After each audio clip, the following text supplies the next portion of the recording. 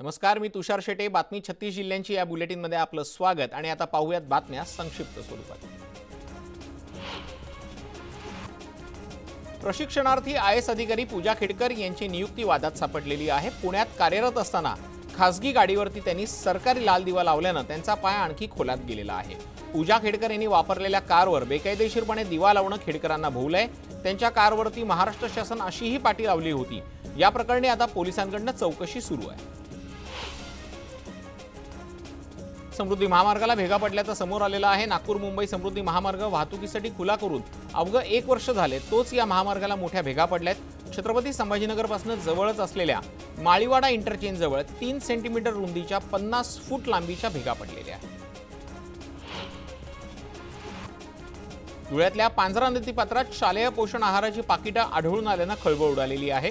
पोषण आहाराची विल्हेवाट लावून पाकिटं नदीत फेकल्याचा संशय व्यक्त केला असून आता महिला व बाल विकास विभाग चौकशी करून कारवाई करणार का, हा प्रश्न उपस्थित केला जातो. सुप्रीम कोर्टानं नीट संदर्भातली सुनावणी पुढे ढकललेली आहे. केंद्र आणि एनटीएनं दाखल केलेल्या अहवालाची उलट तपासणी करण्यासाठी वेळ हवा असल्यानं 18 जुलैपर्यंत सुनावणी पुढे ढकलण्याचा निर्णय सुप्रीम कोर्टानं घेतलेला आहे. सरकार सेवा केंद्रांच्या माध्यमातून शासनाच्या विविध योजनांची सुविधा नागरिकांना दिली जाते. मात्र यावल तालुक्यातल्या खासगी सेवा केंद्रांच्या माध्यमातून नागरिकांची आर्थिक लूट सुरू आहे. यामुळे ग्रामपंचायतीनं नेमून केलेले आपले सरकार आपले सेवा केंद्रालाही मोठा भुर्दंड सहन करावा लागतोय.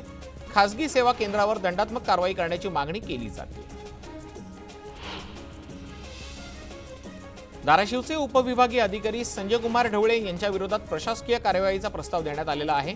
जिल्हाधिकारी सचिन ओंबासे यांनी प्रशासकीय कार्यवाहीचा प्रस्ताव विभागीय आयुक्तांना पाठवलेला आहे. संजय कुमार ढवळेंवरती काम करत नसल्याच्या अनेक तक्रारी होत्या. तक्रारीनंतर जिल्हाधिकाऱ्यांनी आक्रमक भूमिका घेतलेली आहे. गोव्याच्या मोपा विमानतळावरती टॅक्सी चालकांच्या 2 गटांमध्ये हाणामारी झालेली आहे. गोवा माइल्स आणि स्थानिक टॅक्सी चालकांच्या वादाचं रूपांतर हाणामारीत झालं. स्थानिक आमदार प्रवीण आर्लेकर यांनी अखेर मध्यस्थी करून वाद मिटवला. आज होणाऱ्या मंत्रिमंडळ बैठकीमध्ये नवीन पर्यावरण धोरणास मान्यता मिळण्याची शक्यता आहे.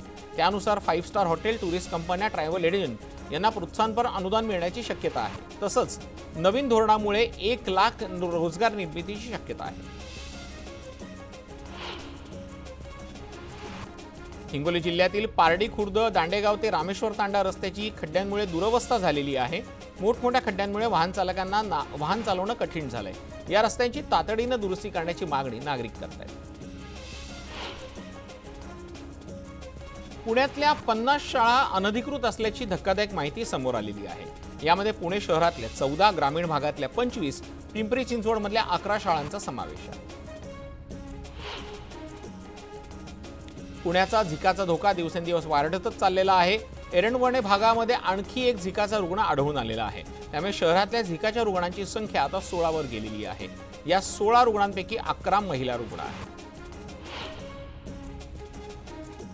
मावळमधल्या तळेगाव दाभाडे येथील निलंबित मुख्याधिकारी NK पाटील यांच्या कारभाराची चौकशी होणार आहे. IAS आणि IPS अधिकारी याबाबतची चौकशी करणार आहेत. उद्योगमंत्री उदय सामंत यांनी हे चौकशीचे आदेश दिले. छत्रपती संभाजीनगरमधल्या वाळूज औद्योगिक नगरीमध्ये प्रदूषणात मोठ्या प्रमाणात वाढ झालेली आहे. विषारी आणि उग्र वासामुळे नागरिकांचं आरोग्य धोक्यात आलेलं आहे. नागरिकांना श्वास घेणंही कठीण होतंय. तरीही जिल्ह्यातील प्रदूषण नियंत्रण महामंडळाचं दुर्लक्ष होत असल्यानं नागरिकांनी संताप व्यक्त केला. सायन्स ऑलिम्पियाड फाउंडेशन नवी दिल्ली यांच्या वतीनं राज्यात मॅथ्स, सायन्स आणि जनरल नॉलेज संदर्भात स्पर्धा घेतल्या जातात. या परीक्षेत बुलढाण्याच्या खामगाव तालुक्यातल्या आंबे टाकळी इथल्या शाळेच्या 25 विद्यार्थ्यांनी सहभाग घेतला होता. या सर्व विद्यार्थ्यांना परीक्षेत यश मिळाले. भाजपच्या माजी जिल्हा परिषद सदस्या माधुरी अत्तरदे आणि त्यांचे पती चंद्रशेखर अत्तरदे जळगावातील जिल्हाधिकारी कार्यालयासमोर उपोषणाला बसलेले आहेत. पाटलांच्या तक्रारीनंतर जमिनीवर दिलेली स्थगिती हटवून शिंदे गटाचे आमदार चंद्रकांत पाटील यांचा राजीनामा घेण्याची मागणी अत्तरदे दाम्पत्याने केलेली आहे. शिंदे गटाच्या आमदाराविरुद्ध भाजपच्याच माजी जिल्हा परिषद सदस्य महिलेच्या उपोषणामुळे जळगाव जिल्ह्यात महायुतीत वादाची ठिणगी पडल्याचं चित्र पाहायला मिळते. अनुसूचित जातीच्या आरक्षणाचं वर्गीकरण करण्याच्या मागणीसाठी नांदेडमधल्या नरसी गावामध्ये रास्ता रोको करण्यात आलेला आहे. अनुसूचित जातींचं अ, ब, क, ड असं वर्गीकरण करण्याच्या मागणीसाठी गेल्या 11 दिवसापासून नांदेड जिल्हाधिकारी कार्यालयासमोर लोकस्वराज्य आंदोलन संघटनेकडून उपोषण सुरू आहे। या आंदोलनाला पाठिंबा देण्यासाठी रास्ता रोको आंदोलन केलं गेलं। अमरावतीमध्ये राष्ट्रीय समाज पक्षाचे जिल्हाध्यक्ष किरण होले यांनी दर्यापुरात शेतातील टॉवरवर चढून आंदोलन केलं। शेतकऱ्यांना 2023-24 चा पीक विमा अद्यापही न मिळाल्यानं हे आंदोलन केलं गेलं। जिल्हाधिकारी कार्यालयात तृतीयपंथीयांना आत्मदहनाचा प्रयत्न केल्याचा प्रकार समोर आला होता। तृतीयपंथी असल्यानं शेजारी राहू नको असं म्हणत शेजाऱ्यांनी मारहाण केल्याचा आरोप त्याने केला। वारंवार होत असलेल्या मारहाणीमुळे आत्महत्येचा पाऊल उचलल्याची माहिती मिळते। पोलिसांनी लागलीच धाव घेत या तृतीयपंथीयाचा जीव वाचवला। धुळे जिल्ह्यातील महसूल कर्मचाऱ्यांनी विविध मागण्यांसाठी आंदोलन पुकारले। महसूल सहाय्यक पदाची वेतनश्रेणी वाढवावी, पुरवठा विभागातल्या सरळ सेवा भरती प्रक्रिया थांबावी, तसंच महसूल कर्मचाऱ्यांना पदोन्नती दिल्याशिवाय जागा भरू नयेत अशा मागण्या कर्मचाऱ्यांकडून करण्यात आल्या। मागण्या मान्य न झाल्यास 15 जुलैपासून काम बंद करण्याचा इशारा देण्यात आला। कोल्हापूर शहराच्या हद्दवाढी विरोधात नागरिक आक्रमक झालेले आहेत। हद्दवाढीचा निर्णय अद्याप झालेला नाही, मात्र ग्रामीण भागातल्या जनतेनं आंदोलनाचा हत्यार उकारलेला आहे। रविवारी 19 गावं बंद पुकारून आंदोलन करणार आहेत। धाराशिवच्या जिल्हा परिषद शिक्षण अधिकाऱ्यांच्या दालनात विद्यार्थ्यांनी ठिय्या आंदोलन केलं। कळंब तालुक्यातल्या बोरगाव खुर्द येथील विद्यालय सुरू करण्याच्या मागणीसाठी विद्यार्थ्यांनी आंदोलन केलं, तर शाळा लातूर जिल्ह्यात स्थलांतरित होऊ नये अशी मागणी सुद्धा विद्यार्थ्यांनी केली। 65 ग्रामपंचायतींमध्ये दलित वस्ती सुधार योजनेमार्फत झालेल्या कामाची गावनिहाय चौकशी करावी या मागणीसाठी राहुल खंडेराव यांनी नांदुरा तहसील कार्यालयासमोर आमरण उपोषणाला सुरुवात केली आहे। मागण्या मान्य होत नाहीत तोपर्यंत उपोषण सुरूच ठेवणार असल्याचा इशारा त्यांनी दिला। यवतमाळमध्ये ठाकरे गटानं विमा कंपनीच्या विरोधात मोर्चा काढलाय। पीक विमा कंपन्यांच्या बीडमधल्या एजंटांनी यवतमाळ जिल्ह्यातल्या शेतकऱ्यांची लूट केली, यात कृषी मंत्र्यांचा हात असल्याचा गंभीर आरोप ठाकरे गटाचे यवतमाळचे जिल्हा प्रमुख विश्वास नांदेकर यांनी केलाय। शेतमालाला योग्य भाव, घरकुलाला 3 लाख रुपये द्यावे अशी मागणी ठाकरे गटाने केली आहे। राज्य सरकारनं दूध उत्पादक शेतकऱ्यांना दिलासा देण्यासाठी दुधाला 30 रुपये दर देण्याचा निर्णय घेतला होता। याचबरोबर त्यांना 5 रुपये अनुदान देखील दिलं जाणार आहे। सध्या टोमॅटोच्या दरात मोठी वाढ झालेली आहे। मुंबईमध्ये टोमॅटोचे दर 100 ते 120 रुपयांवरती पोहोचलेले आहेत। गेल्या आठवड्यापासून सुरू असलेल्या पावसामुळे टोमॅटोच्या पुरवठा साखळीवरती परिणाम झाल्याचं पाहायला मिळते। वारकरी संप्रदायाचं आद्यपीठ असलेल्या संतश्रेष्ठ निवृत्तीनाथ पालखी सोहळ्याची वाट खडतर असल्याचं दिसून आलेलं आहे। सध्या सोलापुरातून मार्गक्रमण करणाऱ्या पालखीला जंगलातल्या काटेकुट्यांची वाट तुडवावी लागते। मधल्या एका पट्ट्यात तर ही पालखी चिखलात रुतून बसली होती। या मार्गाकडे लक्ष द्यावं अशी मागणी केली गेली आहे। संत ज्ञानेश्वर माऊलींच्या पालखीचं सोलापूर जिल्ह्यातल्या धर्मपुरीत आगमन झालं। पालकमंत्री चंद्रकांत पाटील यांनी पालखीचं स्वागत करून माऊलींच्या पादुकांचं मनोभावे दर्शन घेतलं। पालखीच्या स्वागतानंतर पालकमंत्री चंद्रकांत पाटील यांनी माऊलींच्या रथाचं सारथ्य केलं। सोलापुरात श्री संतश्रेष्ठ गजानन महाराजांच्या पालखीचा आज दुसरा दिवस आहे। गजानन महाराज यांच्या पालखी सोहळ्याचे सोलापुरात विविध भागात जोरदार स्वागत करण्यात आलं। पालखीचं दर्शन घेण्यासाठी भाविकांनी गर्दी केल्याचं पाहायला मिळालं। वादळी वाऱ्यासह झालेल्या पावसाने बोदवडमधल्या जलचक्र जिल्हा परिषद शाळेचे पत्रे 3 महिन्यापूर्वी उडून गेलेत। पावसाळ्याच्या दिवसातही विद्यार्थी छत नसलेल्या शाळेत शिक्षण घेत आहेत। ग्रामस्थांनी या संदर्भात जिल्हा परिषदेकडे तक्रार करूनही शिक्षण विभाग आणि जिल्हा परिषदेने याकडे दुर्लक्ष केले, त्यामुळे विद्यार्थ्यांचे हाल होतात। नागपूरच्या काही भागात पावसाच्या सरींना सुरुवात झालेली आहे। हवामान विभागाने पुढचे 3 दिवस येलो अलर्ट जारी केला आहे।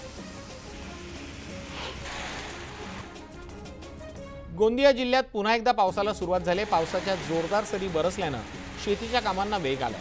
वातावरणात गारवा पसरल्यानं उकाड्यापासून त्रस्त झालेल्या नागरिकांनाही दिलासा मिळाला। दिशा सालेन मृत्यू प्रकरणी भाजप आमदार नितेश राणेंची चौकशी होणार आहे। नितेश राणे यांनी दिशाच्या संशयास्पद मृत्यू प्रकरणी चौकशीची मागणी केली होती। दिशा सालेन हिची आत्महत्या नसून हत्या असल्याचा दावा त्यांनी केला होता। या संदर्भात आपल्याकडे पुरावे असून संपूर्ण चौकशी करावी अशी मागणी त्यांनी केलेली होती। दरम्यान मुंबई पोलिसांकडून नितेश राणे यांना चौकशीसाठी हजर राहण्याची नोटीस बजावण्यात आली। मुंबईत विजेची स्मार्ट मीटर रद्द केली पाहिजेत या मागणीसाठी काँग्रेसच्या खासदार वर्षा गायकवाडांच्या नेतृत्वाखाली बीकेसीमध्ये मोठा मोर्चा काढण्यात आला। या मोर्चासंदर्भात 2 दिवसांपूर्वी परवानगी घेतलेली होती, मात्र पोलिसांनी परवानगी नाकारल्यानंतर आक्रमक कार्यकर्त्यांनी बीकेसी पोलीस ठाण्याबाहेर निदर्शनं केली। लंडनमधून आणलेली शिवरायांची वाघनखं 19 जुलैला साताऱ्यातल्या म्युझियममध्ये ठेवण्यात येणार असल्याची माहिती मंत्री सुधीर मुनगंटीवार यांनी विधानसभेत दिली। वाघनखं आणण्यासाठी 14 लाखांचा खर्च झाला असून 7 कोटींचा खर्च झालाय हे असत्य आहे असं देखील मुनगंटीवार म्हणाले। इतिहासाचा अभ्यासक नसलेला सांस्कृतिक मंत्री महाराष्ट्राला मिळालाय अशी टीका इतिहास संशोधक इंद्रजित सावंत यांनी केलेली आहे। वाघनखांबाबत सुधीर मुनगंटीवार सभागृहाच्या पटलावरती धडधडीत खोटं बोलले असा आरोप करत आधी त्यांनी इतिहासाचा अभ्यास करावा असा सल्ला सावंतांनी दिला। धनगर समाजाने हाक दिली तर कोट्यावधी मराठे आंदोलनात उतरतील असा शब्द मनोज जरांगे पाटील यांनी दिला। बीडमध्ये दाखल झाल्यानंतर जरांगेंनी धनगर आरक्षणासाठी उपोषण करणाऱ्या आकाश निर्मळ यांची भेट घेतली। लक्ष्मण हाकेंचं आंदोलन भुजबळांच्या सांगण्यावरून करण्यात आल्याचा आरोप त्यांनी केला। गेल्या 14 दिवसांपासून लातूरच्या अहिल्याबाई होळकर चौकात धनगर समाजाकडून एसटीतल्या आरक्षणासाठी उपोषण केलं जाते, मात्र अद्याप सरकार व प्रशासनाने या उपोषणाची दखल घेतलेली नाहीये। त्यामुळे आक्रमक कार्यकर्त्यांनी लातूर बीड महामार्गावरती 3 तास रास्ता रोको केला। आषाढवारी संपेपर्यंत मराठा समाज कोणतेही आंदोलन करणार नाही असं वक्तव्य जरांगे पाटलांनी केलेलं आहे। सरकारनं दिलेला अल्टिमेटम संपताच बैठक घेऊन पुढील दिशा ठरवणार असा इशाराही त्यांनी सरकारला दिला। छत्रपती संभाजीराजांना प्रशासकीय बैठकीचं निमंत्रण देण्यात आलं होतं, मात्र संभाजीराजांनी निमंत्रण धुडकावत बैठकीवरती बहिष्कार टाकला। शिवसेना आमदारांना आज मटांचा कोटा ठरवून दिला जाणार आहे। आज सर्वांना वांद्र्याच्या ताज हॉटेलमध्ये येण्याच्या सूचना करण्यात आल्यात। आज रात्री विधान परिषदेच्या आमदारांच्या मतदानाची रंगीत तालीम वांद्र्यातल्या ताजलँड्स एंड हॉटेलमध्ये होणार आहे। कुठल्या आमदारांना कुठल्या उमेदवारांना मतं द्यायची याचं मार्गदर्शन केलं जाणार आहे। अजित पवारांना त्यांचे दोन्ही उमेदवार निवडून आणण्यासाठी 5 मतांची गरज आहे, त्यामुळे अजित पवार काँग्रेसची 3 मतं फोडू शकतात। नरहरी झिरवळ यांचे एक आमदार मित्र आणि काँग्रेसचे महिला आमदार असे 2 काँग्रेसचे आमदार राष्ट्रवादीला गळाच्या लागण्याची शक्यता आहे। विधान परिषद निवडणुकीत 11 जागांसाठी निवडणूक पार पडणार आहे। यासाठी काँग्रेस 11वा उमेदवार ठरवणार आहे, त्यामुळे मिलिंद नार्वेकर, शेकाप की अजितदादा यापैकी कुणाच्या पारड्यात काँग्रेसचं मत पडणार याकडे सर्वांचं लक्ष लागेल। आम्ही बनवलेल्या रणनीतीनुसार मवियाचे 3ही उमेदवार विधान परिषद निवडणुकीत विजयी होतील असा विश्वास संजय राऊतांनी व्यक्त केलेला आहे। महाविकास आघाडी आणि आमच्या इतर घटक पक्षांमध्ये जागा वाटपावरून कोणताही ताणतणाव नसेल असं राऊतांनी सांगितलं। बुलढाणा जिल्ह्यातील नांदुरा शहरात वाहनाचा अपघात झाल्यानंतर पाहणीसाठी गेलेल्या वाहनाच्या मालकाला नांदुरा पोलीस स्टेशनच्या ठाणेदारांना बेदम मारहाण केलेली आहे। या घटनेनंतर वाहन मालकानं जिल्हा पोलीस अधीक्षक आणि जिल्हाधिकाऱ्यांकडे तक्रार केली, मात्र कोणताही न्याय न मिळाल्यानं त्यांनी उपोषण करण्याचा इशारा दिला। छत्रपती संभाजीनगरात चोरीच्या उद्देशाने गेलेल्या चोरांना पोलिसांचा सुगावा लागताच त्यांनी घटनास्थळावरून पळ काढला, मात्र पोलिसांनी पाठलाग करत चोरट्यांना जेरबंद केलं, तर एका चोराला पलायन करण्यात यश आलेलं आहे। चोरट्यांनी चक्क एटीएम मशीन उखडून गाडीत टाकल्याचं समोर आलं। पिंपरी चिंचवड शहरातील भोसरी एमआयडीसी परिसरात एका कंपनीला भीषण आग लागलेली होती, मात्र पिंपरी चिंचवड महापालिकेच्या अग्निशमन दलानं वेळीच घटनास्थळी पोहोचून आग नियंत्रणात आणल्यानं मोठी दुर्घटना टळली। मात्र ही आग नेमकी कशामुळे लागली हे अद्याप स्पष्ट झाले नाही। बातमी 36 जिल्ह्यांची मध्ये वेळ झालेली आहे। एका छोट्याशा ब्रेकची कुठेही जाऊ नका, पाहत रहा न्यूज 18।